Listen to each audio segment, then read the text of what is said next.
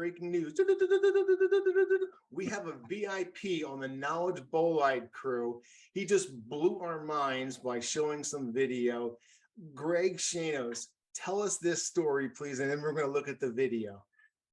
All right. Well, what happened is last Sunday, the 28th, I was on my elliptical working out, and then I get a text from one of the Suncoast Stargazers, one of my astronomy clubs, text and said that the Artemis mission going up, there's a reporter for ABC7 News that if you'd like to be interviewed.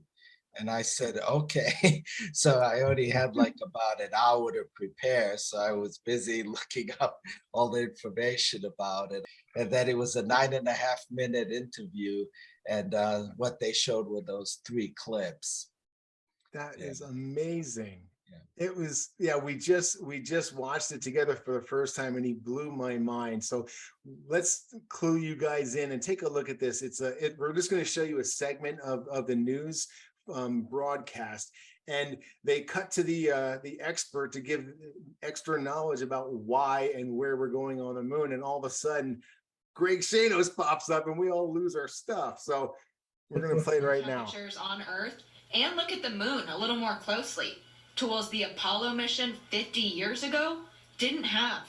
One specific spot of interest, the South. NASA's interest in the south pole of the moon is because there's actually water. There it is. Some of the craters never see sunlight, and so they have frost. That's amazing. They have water ice there, and so you know, if we're going to have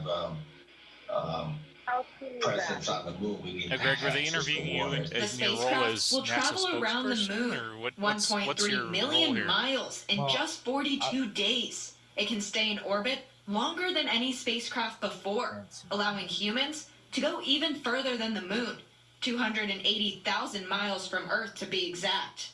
The whole idea of the Artemis mission is to land humans on the moon and use it as a launching spot for Mars in the future. Artemis 1 is just a start.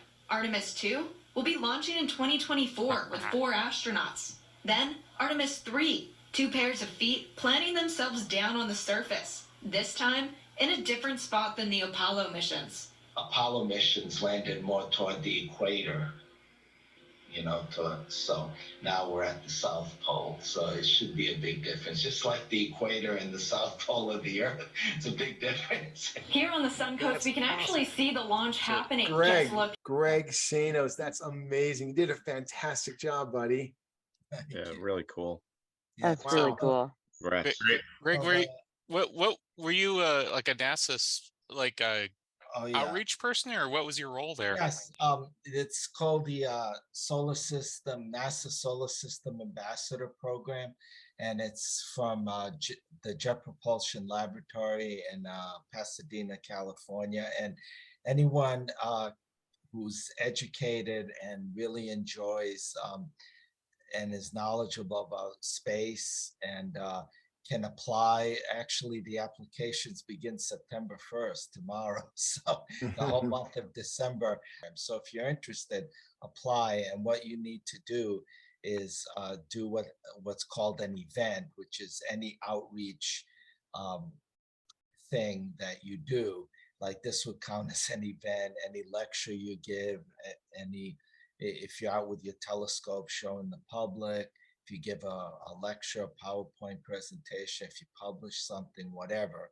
Like Mike Kelly would be a shoo-in. All of these knowledge bolide would count as an event.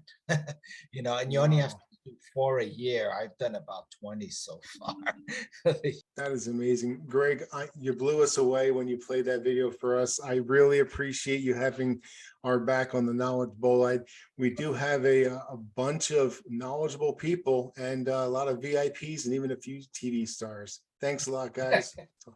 Thank you.